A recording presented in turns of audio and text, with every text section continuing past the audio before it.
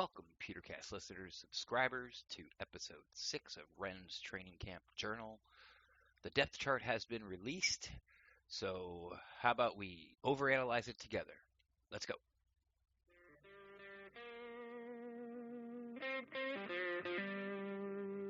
Well, you made me weep, and you made me moan. When you caused me to leave, child, my happy home. But someday, baby, you ain't worry my life anymore.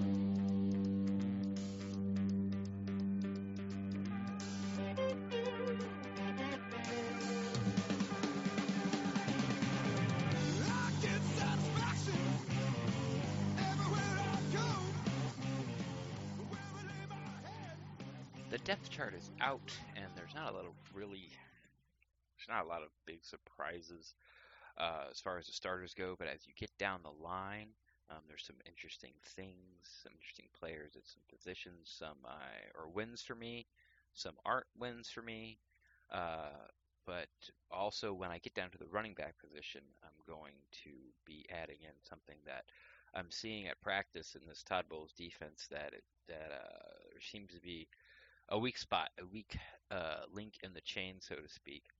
And we'll talk a little bit about that. And, it'll just be pure speculation, but it's something I've seen that Buck fans might want to watch out for, especially in these preseason games. So we'll start with the wide receiver position. The starters, on the official depth chart, they only have 2 wide receiver spots starting instead of 3. So this is 2 tight end, 1 running back, 2 wide receiver depth chart. Mike Evans and Chris Godwin are the first ones. Then we have behind them Rashard Perryman and Justin Watson. We've been talking about and fans have been talking about like this Justin Watson, Scotty Miller, Bobo Wilson sort of blob between those 3 guys. It's like who's really the 4th guy? Take all this with a grain of salt.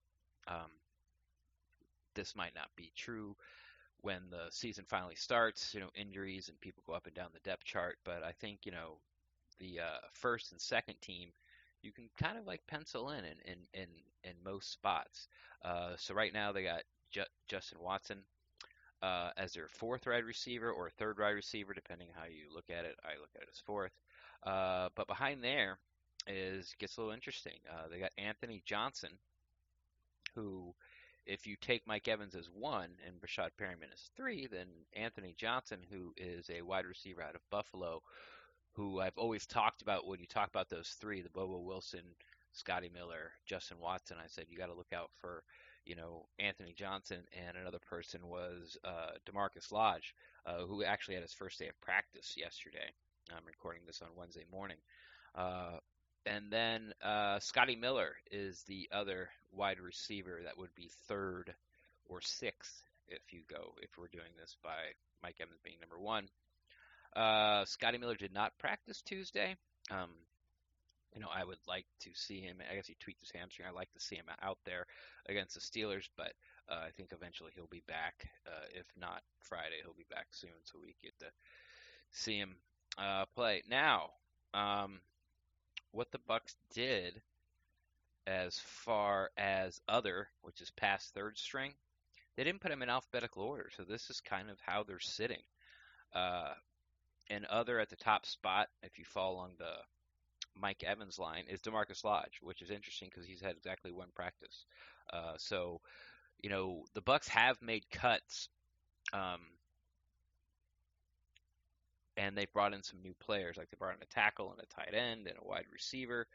And DeMarcus Lodge hadn't practiced that whole time. Neither had David Kenny. But when they make those first round of cuts, that's where Ryan Stewart went. When he blew out his knee, it was like, okay, you're taking off with the tight end Ernsberger and another player. But DeMarcus Lodge is, so I guess 5th. I think he's 4th in the 1 wide receiver spot, and then right behind Scotty Miller down there is Bobo Wilson, and then KJ Brent, Brian Mitchell, Matthew Eaton, Spencer Schnell, and Cortrell Simpson, someone who I didn't even know he was on the team. So that's your wide receiver spots. The only really interesting thing there is that, like I said, Justin Watson, as of today, or yesterday, I guess, um, is in the number 4 spot. And the other interesting thing is that Anthony Johnson has separated himself sort of from that pack of 7 wide receivers that are in the other position. Moving on to tight end, I feel like I'm going to say no surprise a lot, so get used to it. No surprise. Cameron Brate and O.J. Howard, 1 and 2. Both, like I said, told you beginning, this is a 2 wide receiver, 1 running back, 2 tight ends starting depth chart breakdown. So Cameron Brate and O.J. Howard are both 1s. Number 2 is Anthony Auclair. It's not a shock. I know people have been talking about, or a few people have been talking about and saying that there's some tight ends who are going to push Anthony Auclair for the spot. Anthony Auclair is the 3rd tight end. Like, you can write that pretty much in pen. Every time they go big or goal line or need someone, he's their blocking tight end. But his hands have greatly improved, I should say. He has made some catches where he had to contort his body and reach behind him or reach above him, and he's catching everything they're throwing at him. And another guy who's catching everything they throw at him, which would be the number 2 tight end behind Cameron Brate, is Tanner Hudson. I've done a lot of guest appearances this training camp on different podcasts or live stream shows, and I'm not really sure if I've talked about it on the journal, but Tanner Hudson has been sort of my guy. Like, at the point where I've actually sent out a tweet, if they keep 4 tight ends, like, this competition might already be over. He reminds me a lot of Cameron Brate, and it's not like the color of his skin or the way he runs his routes or his body type or any of that. It's just I remember when Cameron Brate came to the team, it was just a guy that when you threw him the ball, he caught it. And he's catching everything. And what's most impressive about Tanner Hudson is he's made a lot of these catches with a guy draped all over him, the contested catches. When you don't have, when you're not a freak like O.J. Howard and you'll be able to get separation from pretty much anybody in the NFL, as a tight end, you're going to have to be able to, get those tough contested catches, because Tanner Hudson's not going to be able to run away from, Devin White. He just doesn't have the speed for it, and neither does Cameron Brate. But Cameron Brate's made himself a nice career, just be able to, having sure hands, and you throw it to him, you catch it, and that's what Tanner Hudson's doing in training camp. Behind them is the only other 2 tight ends that are on this list, and I believe that's the only ones in camp. Jordan Leggett, the guy we picked up from the Jets, is still there. He's looked okay in camp, nothing great, nothing bad. And then the newcomer that came in with that sort of, when they cut those players, Ryan Stewart and Ernsberger, and I can't remember the other guy. It was an offensive lineman though. Scott Orndorff. He was an Orlando Apollos player, an AAF player. So I haven't seen him pretty much at all. He's only been in camp for a few days. At least, he's only been in camp for a few days, so I haven't really seen him pop. But I guess he would be the last of the 6 there. Moving on to a left tackle. We got Donovan Smith. Behind him, we got Cole Boozer, which is nice to see because, we've talked about how through the years, the Lovey Cutter years is how the Bucs haven't really developed these offensive linemen. A lot of people blame George Warhop. I want to blame George Warhop. We'll have to see, what he does with sort of Donovan Smith and see if he can raise his play to his potential and if he can turn around Ryan Jensen to, match his salary, get his play up there, like somewhere around a top 5 center. We'll see if the offensive line coach can do that. But Cole Boozer's a guy that's been hanging around, for a year or two, and as now he's played himself into the 2nd spot at left tackle, which is a little surprising that Benenach's not the backup, quote, left tackle. During training camp, he has been sort of the first guy off the bench when he's been playing at left or right tackle, but right now on the depth chart they got Cole Boozer.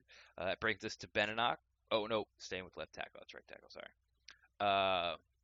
William Foles. I'm gonna mess up some of these names. Sorry. William Foles. I know nothing about him, and he's at 3rd string. There's no one behind him at left tackle. So we'll move to right tackle. Uh, DeMar Dotson, of course, number one. Number two, we talked a little bit about Caleb Benenoch there, who's having a pretty rough camp, and I think he really needs to step it up. The Bucs talk about. I shouldn't say the Bucs. Fans have talked about what are we gonna do about guard, what are we gonna do about guard, what are we gonna do about guard, and you look at this offensive line, and really it's what are we gonna do about tackle. The interior line, I like their depth. I should maybe I shouldn't say that. We know what we have in the depth, and I feel okay with it. Of course, you never want a starter to go down, but as far as the depth that's there in the interior line, both guard spots and center, I'm like okay, that's fine. And then you look at the tackles, and you had to pick one. Like, where would you like an upgrade? Uh, it's the tackle position. And backing up Caleb Benenoch at right tackle is Brock Rubel. So now we move on to left guard. Let's just do the guards. Yeah, let's do this together. Marpet now it's Kappa.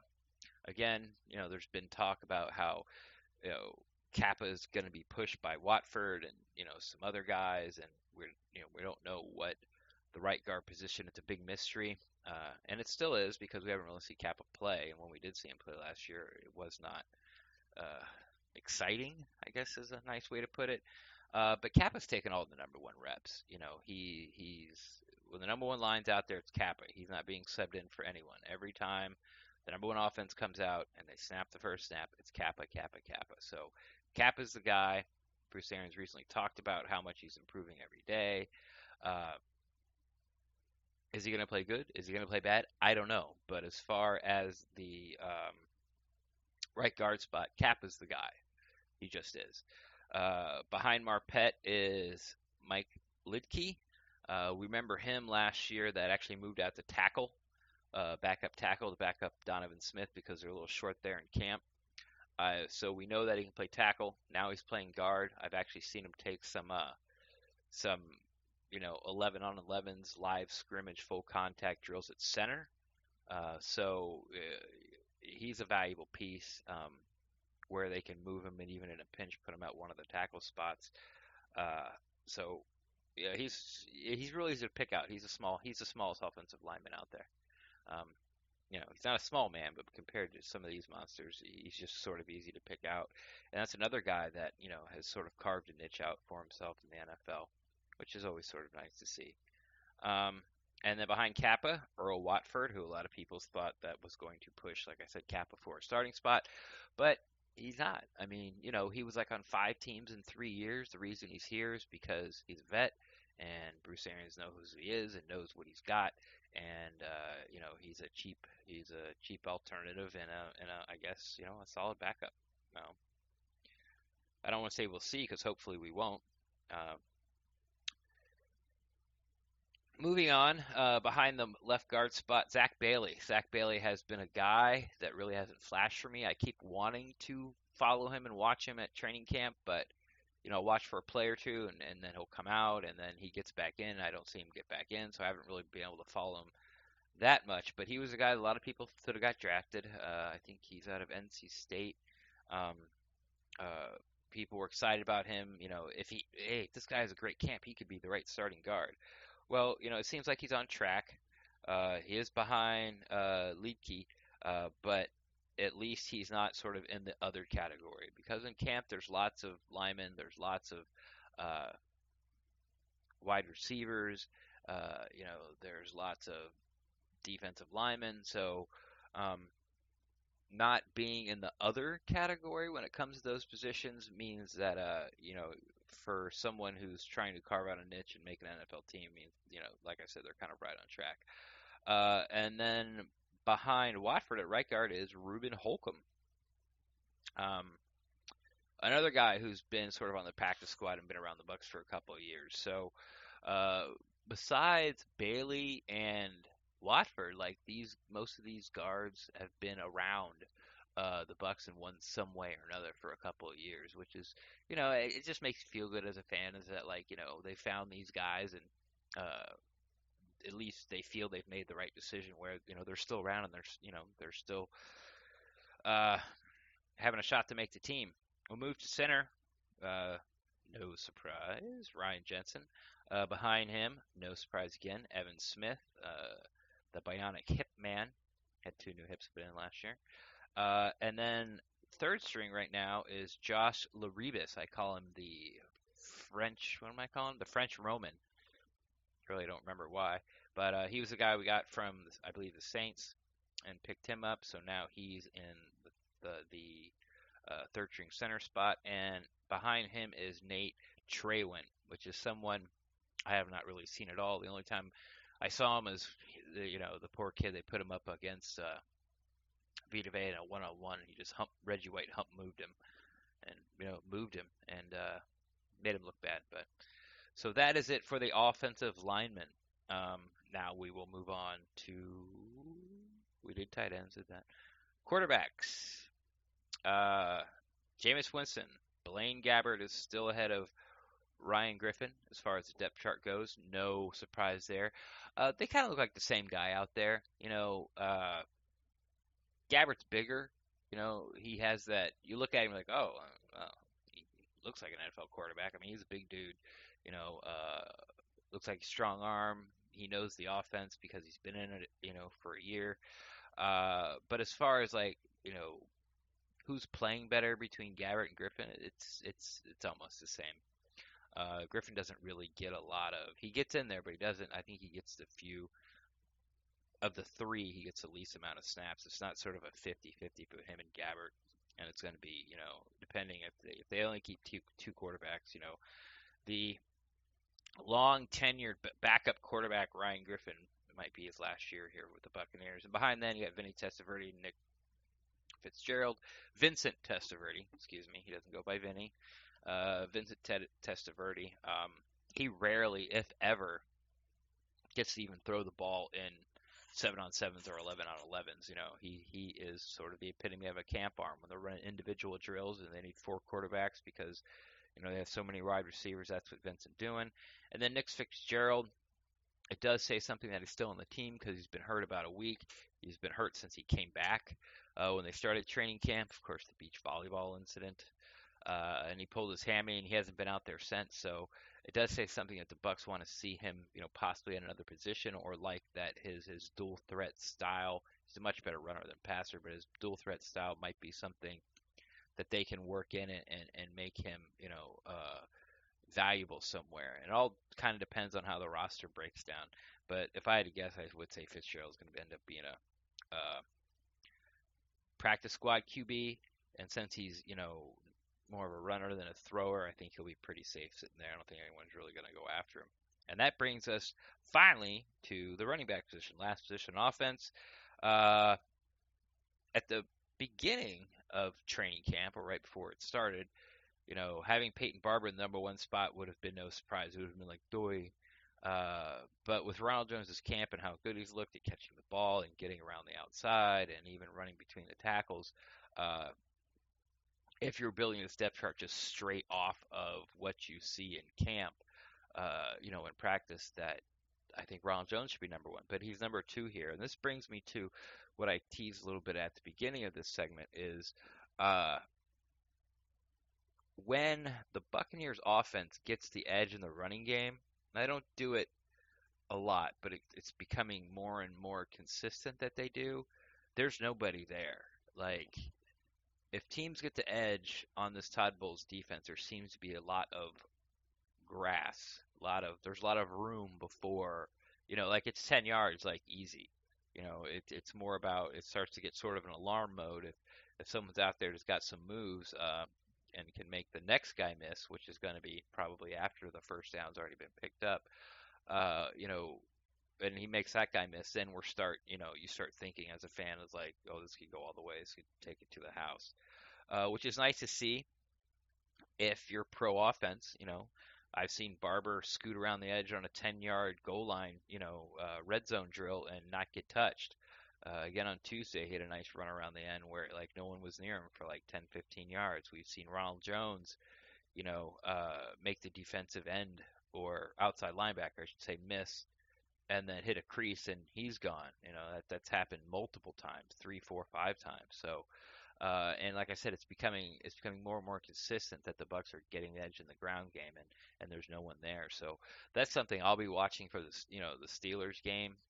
Probably the most I'll be watching it, or the one that carries the most weight will be, of course, be the Dolphins game, where traditionally NFL teams play their starters a half and then one drive into the third quarter, so they get that feel of coming out of halftime and starting up again. So anyway, that's just something to watch about the edge in Todd Bowles' defense, because that's sort of the only kink in the armor that I've seen so far that consistently been giving up big plays. Of course, there can be big plays in the pass game, but they're not getting gouged up the middle. But like I said, if they get the edge, it's not going good.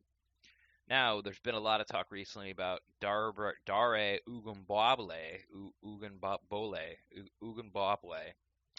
I think I said it right one of those three times. But as far as this depth chart goes, it's Andre Ellington as the third down back, and he's done nothing to, you know, he's just looked good. I don't really think I've seen him run the ball that much. He's almost exclusively a pass catcher out of there. But Dare, every time he gets the ball, something good happens. He does have a bit of a fumbling quote unquote problem. Um, the last indoor practice I was at, I think he put two on the ground, possibly three, and then that sort of triggered in my mind. Like I remember him doing that in training camp last year.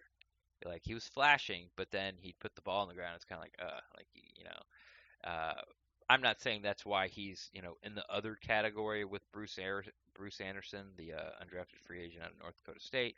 I'm just saying that it's something to watch as fans, as these preseason games go. If Dare puts the ball on the ground multiple times, it's you know, he's pretty much just handing the job to Ellington. Um, the Bucs might like Dare enough to keep four running backs on the roster because in fear of losing him, and they might find a spot for him, on kick return or kickoff return and something like that, or a special teams, you know, big cog. He was the first live punt drill I saw. He was the personal protector, for the punter, which is the guy. Of course, most of you know, but it's behind the center and offset a little bit, usually to the right. Oh, well, it is right or the left. With the Buccaneers, as far as I can see, it's usually just a little step over to the right, and he works the inside out. If anyone breaks free from the inside, he picks them up, and if not, then he starts looking to the outside and can cross the face of the punter and go right or left and pick up guys that are bringing pressure from the outside. But those are the type of positions for these guys that are like third string, other category, that they're going to make the team there. Last year it was Devontae Bond. We got two punts blocked. One was, when I remember that it was just completely his fault. He just never saw the guy and just let him come in and block the punt. So we'll keep an eye on that. Bruce Anderson, he hasn't done anything wrong. It's just that he's not Andre Ellington, doesn't have a history with Bruce Arians, and he's just not, it's just that Dare is doing everything right. So, outside looking in for Bruce Anderson so far, and unless he really really shines in preseason, I think sort of he's going to be, if they decide to keep him around for practice squad, that's where he's going to be designated to. Switching to the defense, we will do defensive end, then nose tackle, and then we'll do outside linebackers, inside linebackers, all that stuff. So the defensive end, the starting defensive ends right now are Ndamukong Suh and Will Golston. Um, I know I've seen some things talking about Golston might not make this team, or Golston's having a bad camp. I think Golston's having a fine camp. I think he's doing well in penetrating in the run game. He's never been much of a sacker. That's why his contract is skewed in bonuses. That if he gets, and it's only like a handful. Like he gets like 5. He gets like this extra money, so it's not out of the reach. But when we thought what we had in Golston as being, a really good, edge defender, run stuffer, and there was some potential there for him getting sacks. He was getting like 2 or 3 a game, but the defense really wasn't trying to free him up or get him sacks. and then he re-signed his deal. Like, okay, here we go. And he had a good year when the Bucs went 9-7, and surprise, he went out in the Saints game. We one of those last two games we had to win to make the playoffs. He went out right before halftime in the Saints game, and then all of a sudden the Bucs didn't stop any on the run, and so you saw how important he was. And then last year he just kind of had a blasé year. Was it coaching because of Beckner or Buckner? I'm sorry, or they were asking him to do stuff, or they made him put on weight, or made him take off weight. I mean, who knows? But uh, I think he looks fine in camp. He's not tearing camp up, but he does out there. He's out there and he's flashing. But right now he's a starting defensive end along with Dominican Sue. Behind that, it gets a little scary. We got Nacho Nunez Roches, Raheem Nunez Roches. He's a hustle player.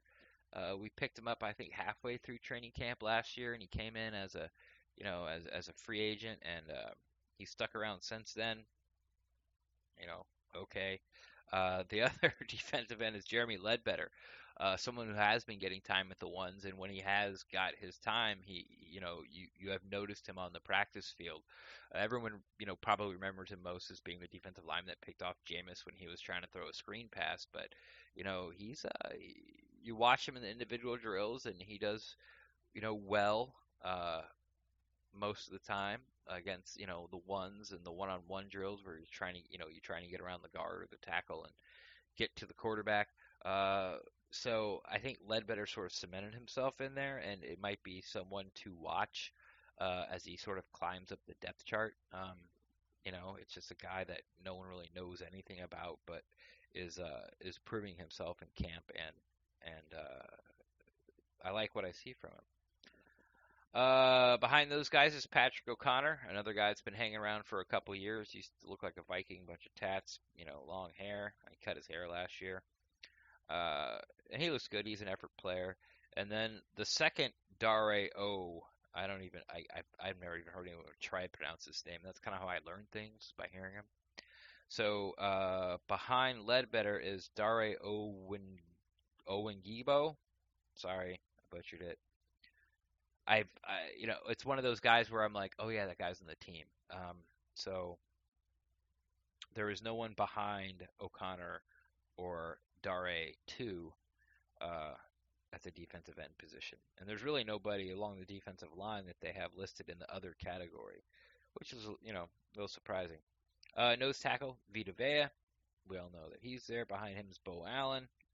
And finally, behind Bo Allen is Terry Beckner Jr., the 7th round draft choice, which is another one of these people, sort of like Zach Bailey, that I've been wanting to, focus in on, and the same thing happens. I see him for a play or two, he walks off the field, I start watching practice again, and then I never really see him go back in. I'm not saying he doesn't, I just don't see him go back in. There's players moving in and out constantly in practice, constantly, and they're not moving in and out together. It's not like, okay, some of the twos, the offensive linemen come back, so they're going to put in some of the twos, the defensive linemen. Like the defense has their rotation, the offense has their rotation, so you get a lot of mix and matching ones versus twos and ones versus threes and twos versus fours as the drills get longer and longer and longer.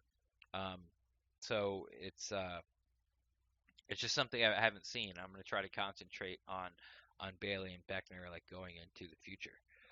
Outside linebacker. Oh, hang on. Outside linebacker. Okay, sorry about that. I pushed the button and my depth chart went away. So, outside linebacker. No surprise. Well, maybe a little bit of surprise. Carl Nassib is one, but Noah Spence. If you've been listening to these diaries, I've been talking about how good Noah Spence looks, and that, he's been playing in front of Shaq Barrett, and the first depth chart that comes out, there he is. Noah Spence, the starting outside linebacker, along with Carl Nassib, and they both look really good, honestly. Behind them is Anthony Nelson, the draft pick out of Iowa, who has not shown, like, every time I see him, I'm kind of like, all right, like, eh. He's not wowing or impressing. I don't even know if I've seen him win a rep or a battle.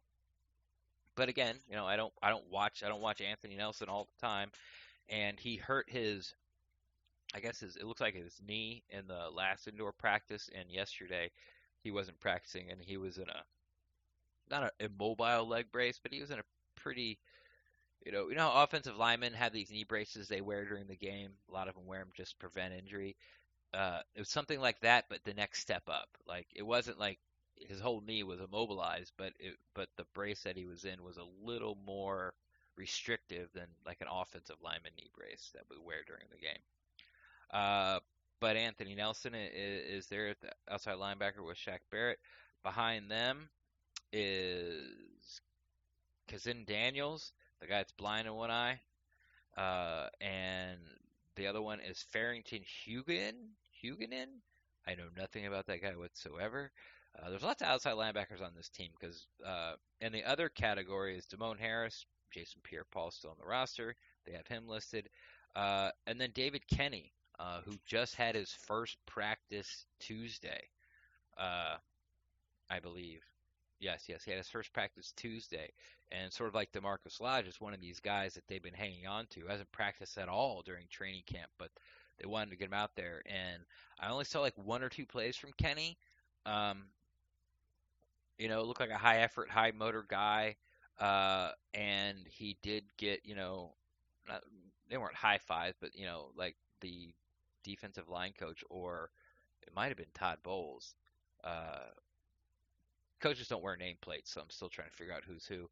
Uh, made sure to go over there and give him a tap on the head, and I guess a low five would be the best way to describe it.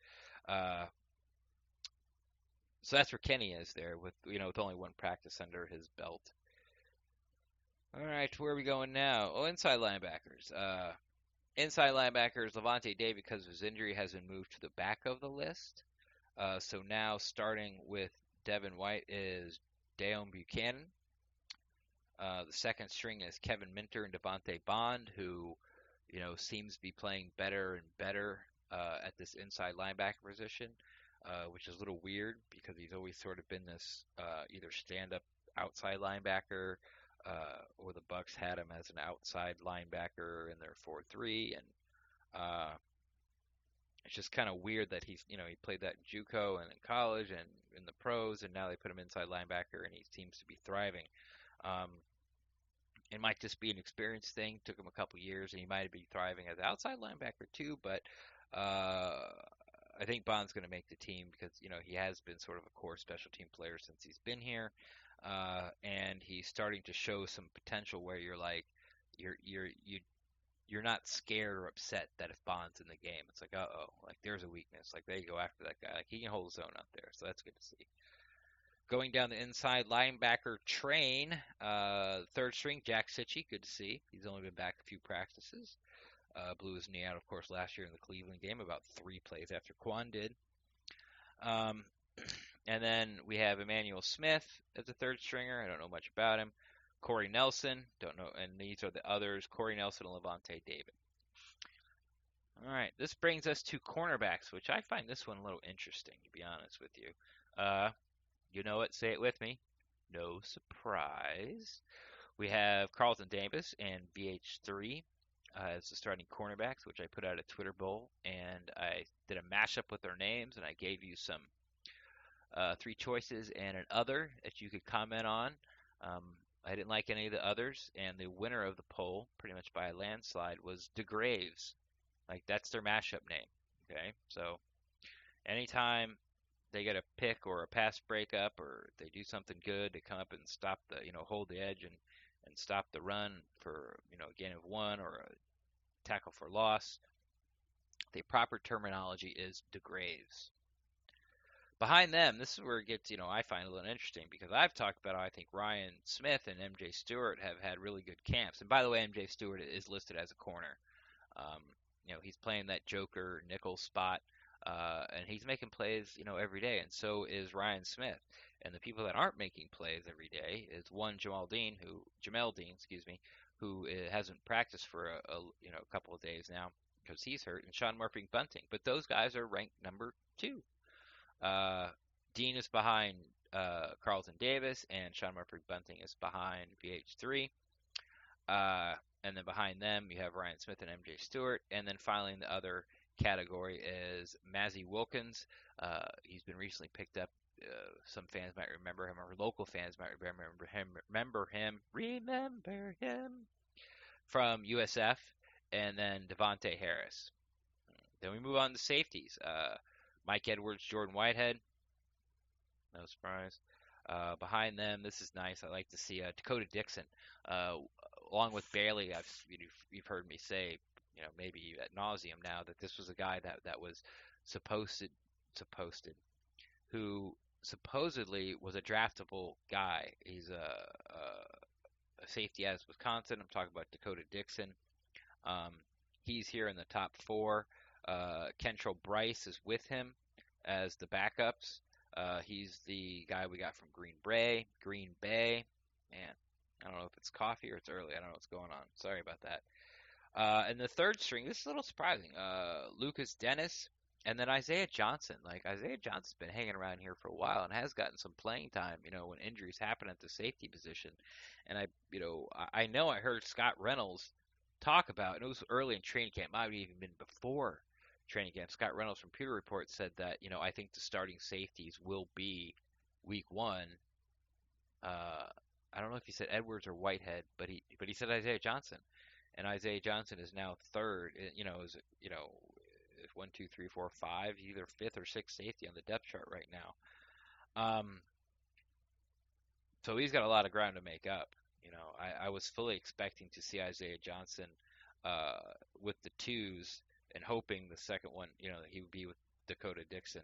But no, he's with the threes. And then in the other category, of course, the guy who has not stepped on the football field since, I don't know, October, November, hasn't run a play in pads, is Justin Evans.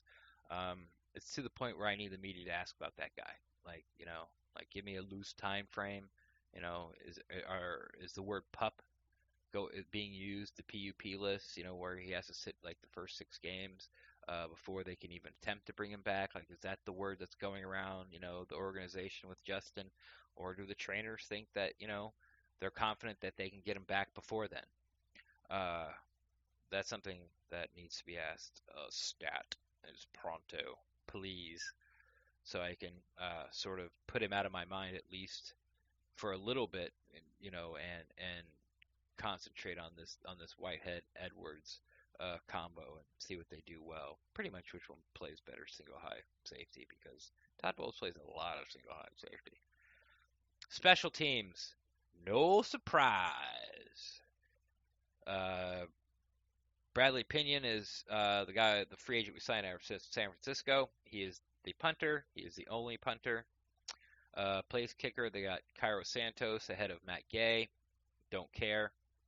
The kicking competition is going to come down to preseason. Bruce Arians said as much. Like, he's seen them kick enough where, if one guy has a bad day, it doesn't mean he's out of the competition. Like, they've both had perfect days. They both had imperfect days, and they both had days where they've come out in the drills, when the offense is trying to drive down and get a touchdown before like halftime or the end of the game, but they don't get there, and then they have to run, Gay or Santos on a kick. There's been days where they've made them all, and there's been days where both of them have missed multiple. So they're kind of neck and neck. By now that Gay has the more powerful leg, and I think he could make a 70-yarder in a game. Like, I do. It's I've seen him make a 70-yarder. I think 69, 70. I don't know. Practicing, not when there was a line there, or when it counted, just when he was sort of goofing around and warming up. So it's going to be in the preseason. It's something I've said from the beginning. If Gay can just sort of keep close, between one or two misses inside the 45 with Santos, then it's his job, because it's just that leg is a weapon, and it's going to win you some games and put some points on the board going into halftime. Normally, where you couldn't have gotten, you wouldn't have tried. You would have to try a Hail Mary or some kind of trick play. Throw it in the end zone before halftime, just see what happens, because there's only 3 seconds left. Well, now I think Bruce Arians says normally you have to get to the 35, and with Gay, you really got to get to the 45. And honestly, you just kind of got to get back across the 50. The 45 is sort of like his floor almost. His ceiling is like I don't know. I don't even know what his ceiling is, but uh, so if Gay can just keep it close, like I say, I think the job's his to lose. Kickoffs, they have Bradley Pinion because that's why they brought him here. It was something that he did at San Francisco. He's a punter and also the kickoff guy. Behind that, second string Matt Gay and Cairo Santos third. And that's just all based off leg strength.